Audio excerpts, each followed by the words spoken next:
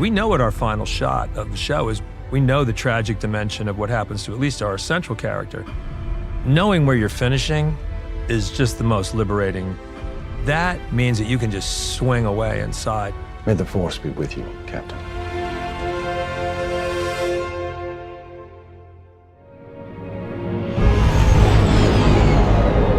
One of my favorite parts of season 2 was working out how to develop the look on Yavin. It was wonderful to think about how all of these rebel fighters came from all over the galaxy, from all of their different cultures, and started becoming unified. And so we kind of deconstructed that. You go from this wonderful diversity of look of fighters, and a year later, coming together, working together, becoming more of a unified fighting force.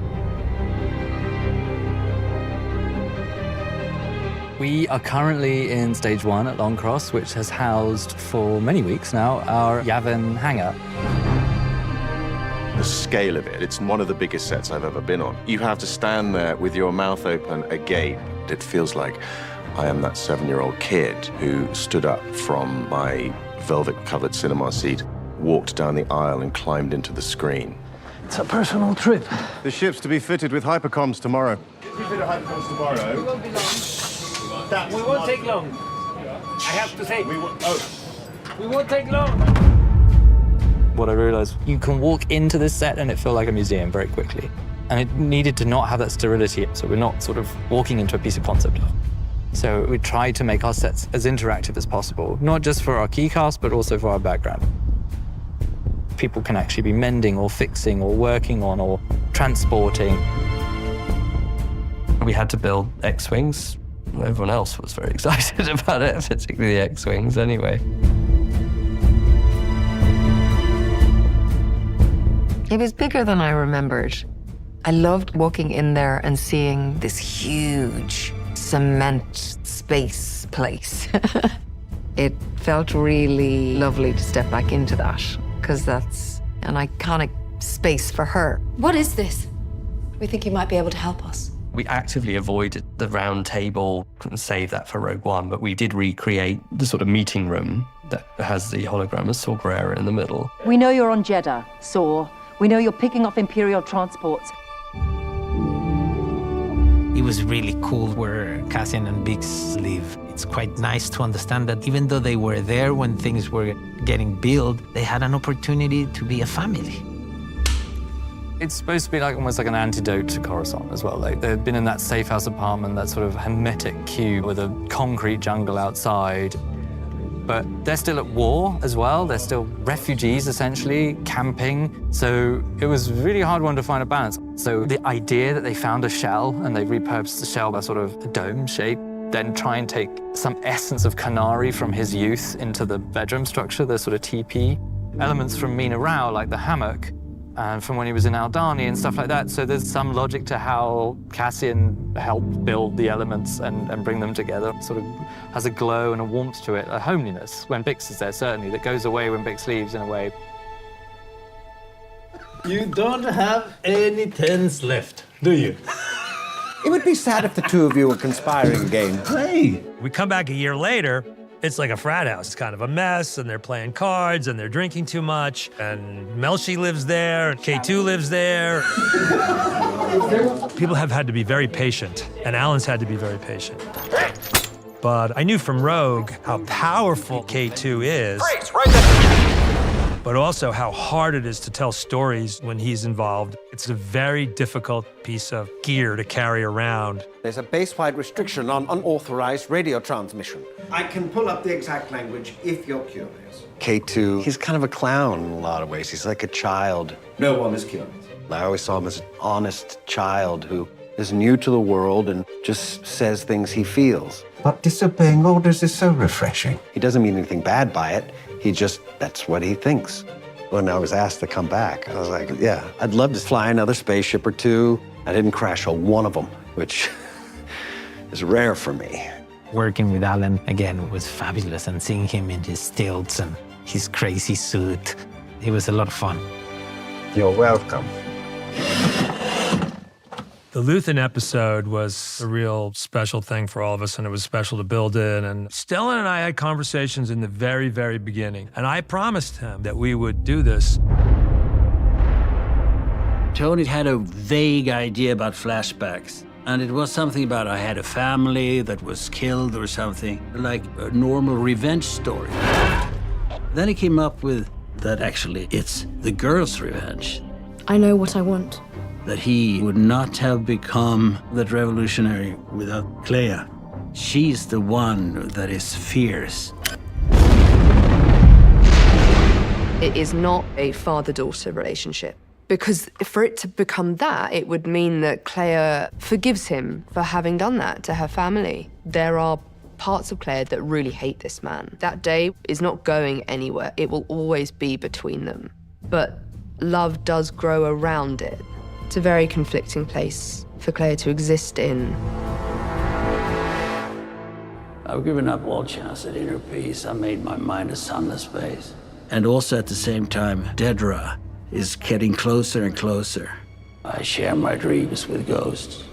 Denise Goff, we couldn't wait to get together for the final confrontation. I'm damned for what I do.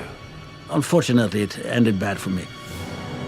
And she's so pleased with herself, you know? She's so pleased. And then he wins.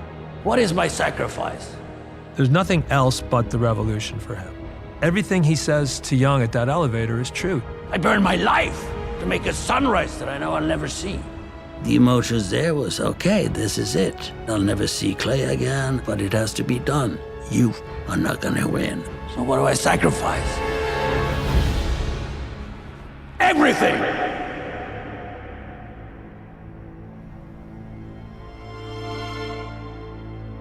All you know now is how much you hate. You bank that, you hide that.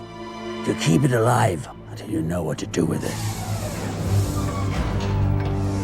I think what helps Clea do what she has to do in that moment is all the hate that she feels for him and all that love, those two extremes.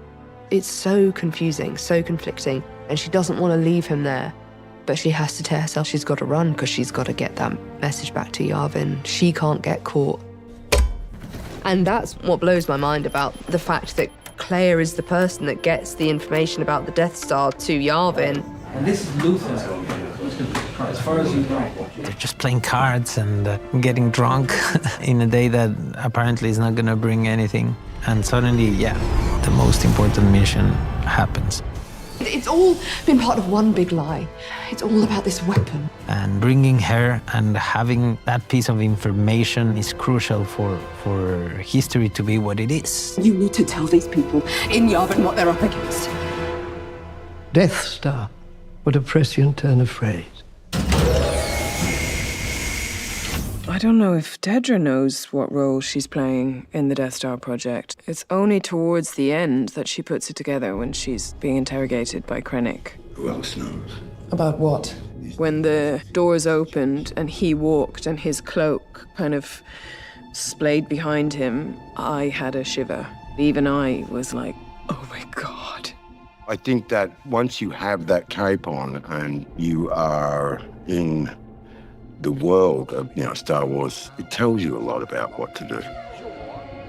And then he did this weird thing with his finger on the top of my head. I thought, brilliant.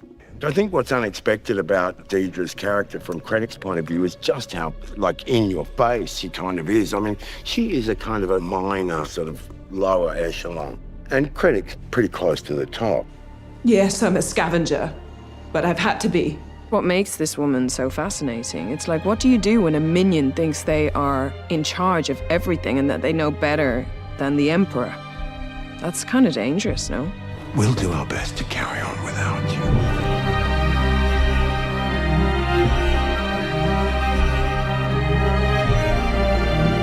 The 5 women at the end of the show is really what the show's kind of about. The Gormans, Ferrix, your mother. It's the victory, it's the pain, it's the life that these 5 women have had. It really gives the show, I think, its ultimate punch at the end, dramatically. I mean, it's the end, We aren't going to be coming back to Dedra. She's done. She's lost her direction in this world. Put this on. But Vel does show a kindness to her. And that, I think, brings Claire away from the edge a little bit. For Val, as we come to a close, I think there's a newfound wisdom for her, and I think something has shifted. I don't know where she would go next. Definitely not home. It's deeply satisfying. I want so much for Mon Mothma within that space. It's where she should be. It was wonderfully freeing to know where we were going to end up. This is only a couple hours away from where we're starting the movie. It was sort of relaxed. I mean, all he's doing is walking to a ship, and Mon and Vel are having coffee, and Wilma's having breakfast. Knowing to not try too hard was important. Ironically, the final episode has some of the least amount, quantity-wise, of music. Its biggest shining moment is that montage. There was a lot of discussion as the plot develops over the season to have the music slowly becoming more orchestral and less electronic, so that when it finally touched Rogue One, it would feel like the palette had shifted to that. So each episode, we kept pushing this transition farther and farther along. And then finally, that musical handoff really happens in that last moment when Cassian's flying away. That's kind of like the big orchestral moment that was rare for like the rest of the score, ironically.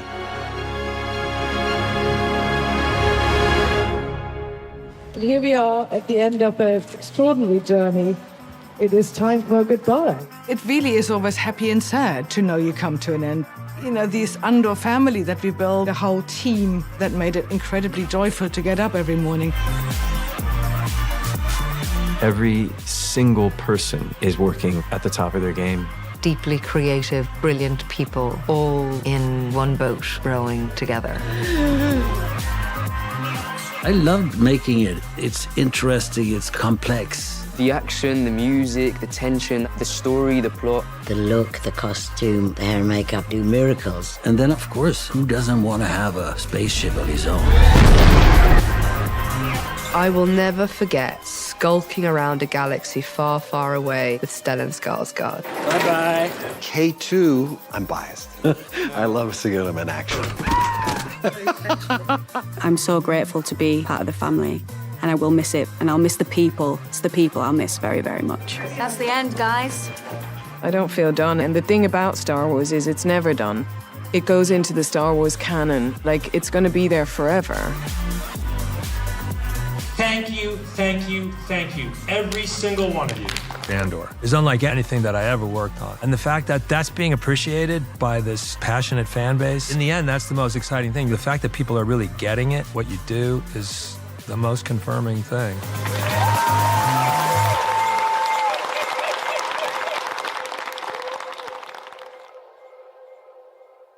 Tony, he's like, wait until the end of season 2 for you. Just wait for it. I was so moved and emotional. I think we understand Bix a little bit more. She made a tough decision as a mother. But obviously Bix thinks this is gonna be for the meantime. You know, Cassian is gonna go, save the galaxy, make a difference, and come back home. Hope was kind of brought back, and I really hope that's what it brings to everyone that watches this show. I think it's a beautiful way to finish our show, you know? And it's the reminder of what he's not gonna have. And remind people that behind this rebellion, there's real people, you know? It's about understanding the complexity, the amount of love, loss, commitment, and passion behind change. People that probably wanted to have a family, and to be happy next to the loved ones, you know? And I think it reminds us how lucky we are if we are capable of having that in our lives.